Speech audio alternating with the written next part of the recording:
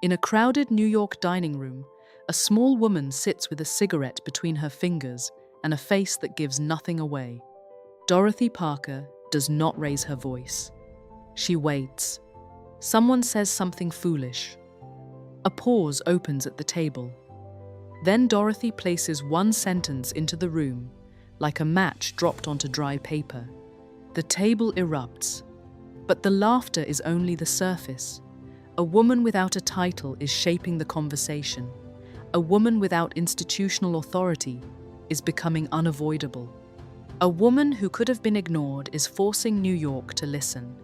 Dorothy Parker built influence through communication, through clarity, timing, precision, and courage. Her weapon was not volume. It was voice. This is not just the story of a writer. It is the story of how a public voice becomes power.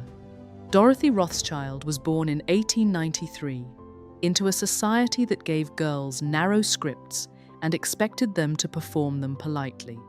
Her beginning was not soft. Loss entered early.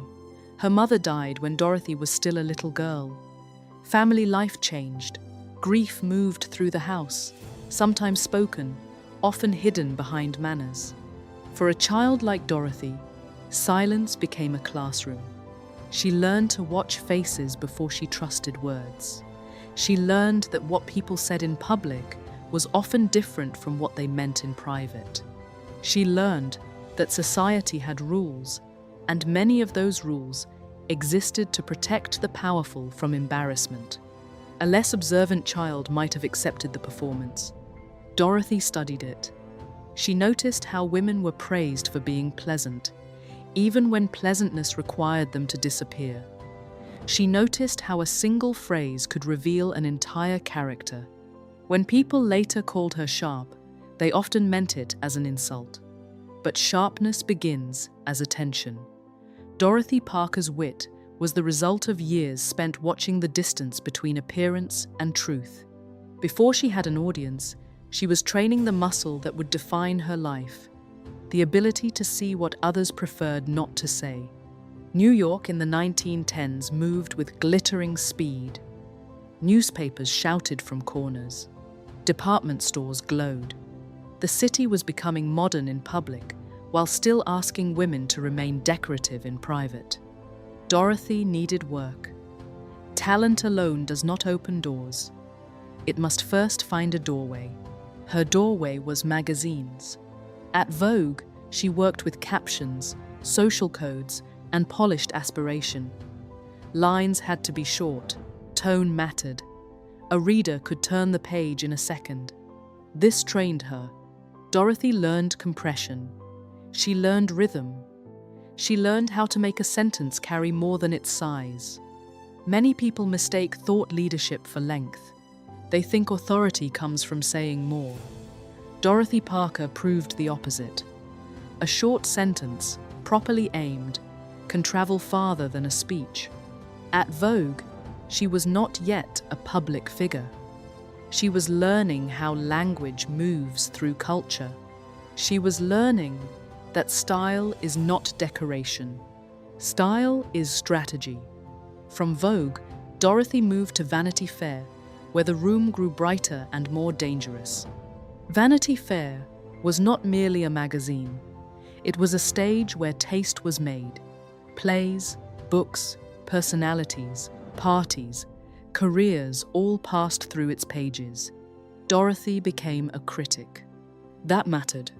A critic does not simply describe culture. A critic tells the public where to look, what to question, what to distrust, what to admire. For a woman in that era, this was a radical position. She was no longer only being observed. She was observing back. For centuries, women had been expected to inspire criticism, not write it. Dorothy Parker stepped into one of culture's most influential roles and quietly reversed the direction of the gaze. Imagine the theater district at night. Bright entrances, evening wraps, stiff collars, applause, waiting in the dark. Producers hoped for praise. Actors hoped for mercy. Money waited for approval. She was expected to be witty. She delivered wit. But beneath the jokes was judgment. She could see when sentiment was fake. She could see when power demanded applause. She could see when a production was expensive but empty. And she said so. This is where her leadership becomes visible. Not leadership as command, but leadership as public discernment. Readers returned because she gave language to what they had sensed but could not phrase. Dorothy Parker did not ask permission to become a voice. She kept speaking until people recognized one. There is always a cost to honest communication. At first, Dorothy's sharp reviews made her valuable. They attracted attention. They gave the magazine an edge. They made readers laugh. But powerful people enjoy honesty most when it is aimed at someone else. Soon, the same quality that made Dorothy famous made her inconvenient. Producers complained. Theater figures bristled. Friends of the magazine grew irritated. Doors that opened because of her brilliance began to narrow because of her courage. Then came the lesson. Every authentic communicator eventually learns. Institutions often celebrate boldness until boldness threatens relationships, money, status, or comfort. Dorothy lost her position at Vanity Fair. The moment could have diminished her. It could have taught her to soften every sentence, to round every edge, to become safer. Instead, it revealed something important. Her influence was no longer contained inside one job. By then, Dorothy Parker's voice had begun to live beyond the office that employed it. Readers knew her tone. Other writers knew her presence. The city knew her name. A title can be taken away. A voice, once recognized, is harder to erase. Her platform was not digital. Her platform was consistency. Her platform was courage. Her platform was the public expectation that when Dorothy Parker spoke, something true and dangerous might happen. After Vanity Fair, Dorothy's world did not shrink. It became more visible. At the Algonquin Hotel, writers, critics, actors, and editors gathered for lunch. White tablecloths, polished silver, waiters moving between chairs, ambition disguised as conversation. At that table, language was currency. Speed mattered. Memory mattered. A phrase could travel from lunch to a newspaper column by evening, then into drawing rooms across the country. Dorothy did not own the table. She did not chair the meeting. She did not need to. She influenced the room by mastering the conditions of the room.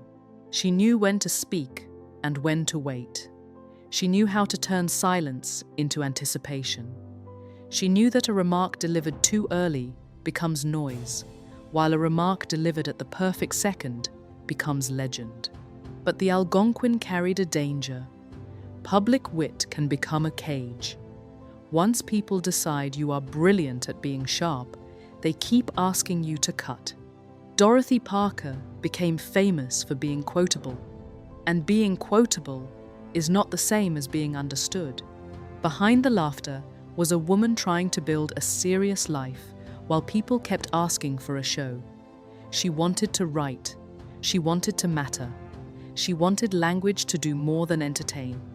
What made Dorothy Parker powerful was not simply that she was funny. Funny can be forgotten. Her influence lasted because her humor carried an argument. She wrote about loneliness in rooms full of people. She wrote about women trained to laugh at their own pain. She wrote about love not as a fairy tale, but as a negotiation between hope and self-respect. She wrote about hypocrisy, vanity, disappointment, and the quiet injuries hidden under beautiful manners. That is thought leadership, not a slogan, not a lecture, not a pose. Thought leadership begins when a person names a reality others are living, but cannot yet express. In Parker's poems, sketches, reviews, and stories, readers found the emotional weather of modern life. The city was crowded, but people were lonely. Women were freer than before, but still judged by old rules. Society smiled beautifully while hiding its cruelty under the table. Dorothy did not offer easy comfort. She offered recognition. For women especially, her voice mattered because it refused the approved script. She allowed women to be complicated in public. That mattered because women were often expected to be admirable before they were allowed to be honest. Dorothy's writing challenged that bargain. That was leadership. When Dorothy Parker's first poetry collection appeared, its title sounded light and dangerous at the same time. Enough Rope. The book reached readers because it did what Parker did best. It made private contradictions public. Here was a woman who could take humiliation, desire, boredom, bitterness, and disappointment, then compress them until they became memorable. People repeated her lines because they were clever. They kept them because they were true. Reputation began to compound. Influence rarely arrives all at once. It gathers. A review, a poem, a lunch table remark, a story, a public stance, a refusal, a risk. Over time, these pieces become a pattern. The pattern becomes a reputation, and reputation becomes a kind of power. Dorothy Parker's reputation was not built on being universally liked. It was built on being unmistakable. Before people follow your ideas, they must be able to identify your voice among the noise. Dorothy Parker's voice could be identified in a single paragraph. By the 1930s, Dorothy Parker moved into another world of influence, Hollywood. If New York had taught her the power of the sentence, Hollywood taught her the power of the system. The studios were factories of dreams. Writers worked in rooms where glamour depended on invisible labor. Stars became myths under hot lights. Producers measured art against money before lunch. Dorothy entered as a screenwriter. Film did not belong to one voice in the way a poem did. It was collaborative, negotiated, revised, cut, polished, and sometimes taken away. A line could disappear because a producer disliked it. A scene could change because an actor needed sympathy.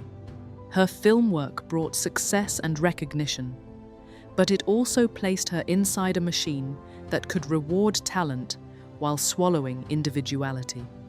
When your voice enters a larger system, you gain reach, but you risk dilution.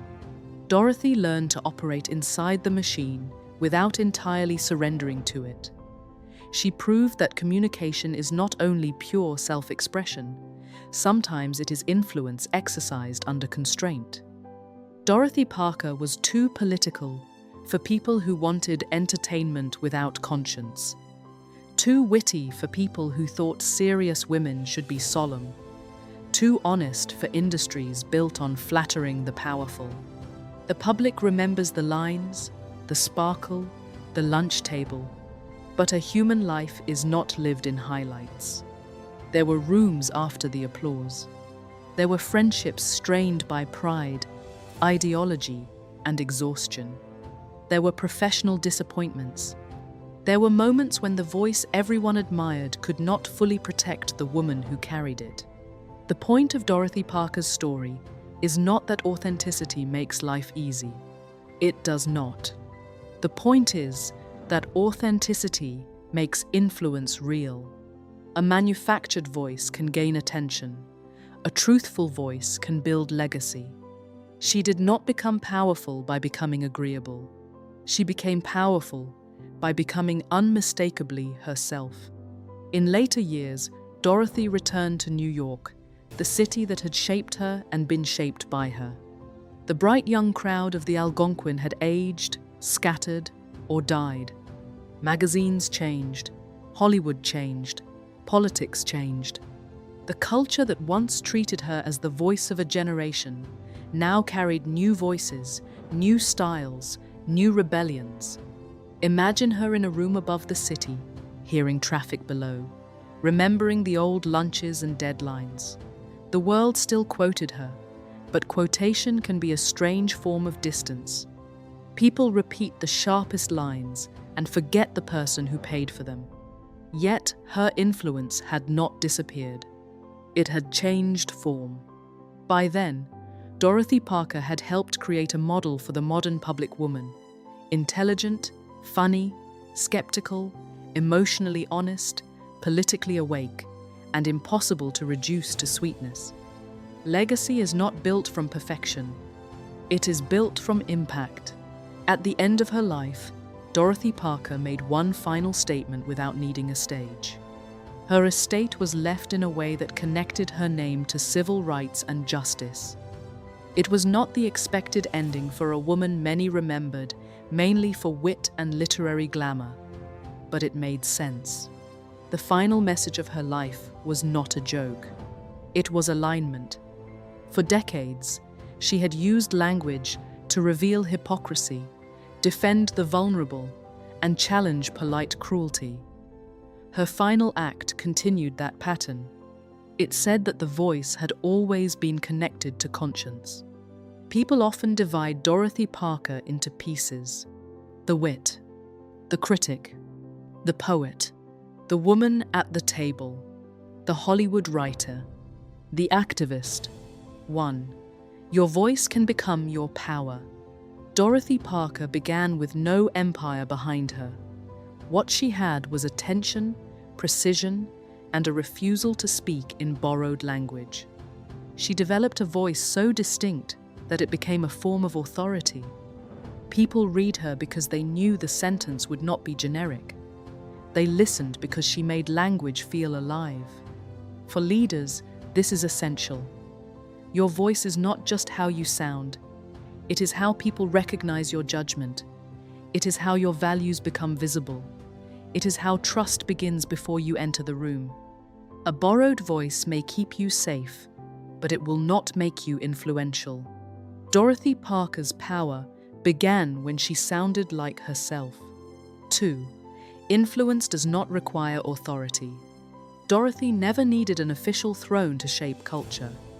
She influenced from magazine pages, theater seats, lunch tables, writing rooms, and public causes. Again and again, she proved that authority is not the only path to impact. Influence can come from framing the conversation. It can come from naming the truth.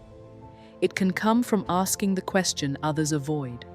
It can come from making people laugh, and then making them think about why they laughed.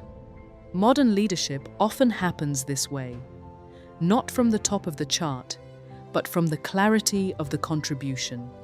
Dorothy Parker shows that you do not have to be formally in charge to become impossible to ignore. 3. Authenticity requires courage. It is easy to praise authenticity when it is charming. It is harder to accept it when it costs something. Dorothy Parker's authenticity cost her comfort, jobs, friendships, and access. Her sharpness made her famous, but her convictions made her dangerous.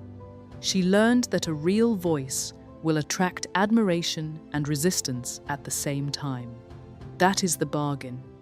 If you say only what keeps every door open, your voice may remain acceptable, but it may never become powerful.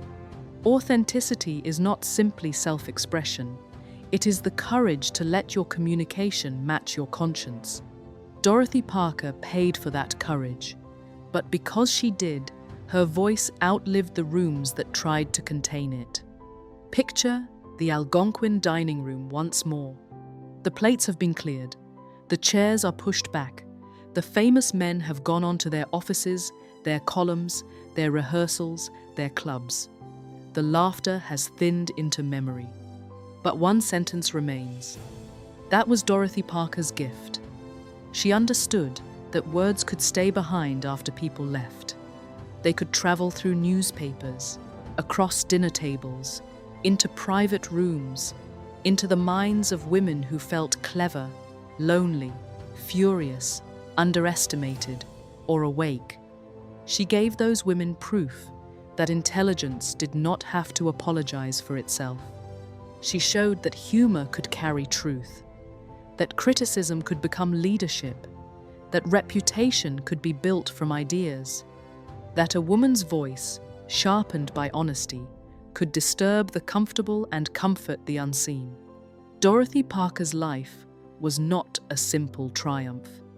It was brighter, darker, messier, and more human than legend allows. But perhaps that is why it still speaks. Leadership is not always a clean ascent. Sometimes it is a voice fighting to remain clear in rooms that reward performance over truth.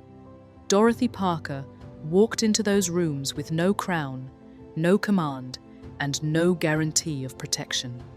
Then she spoke. And once the room had heard her, it could never quite return to the way it had been before. And the room changed.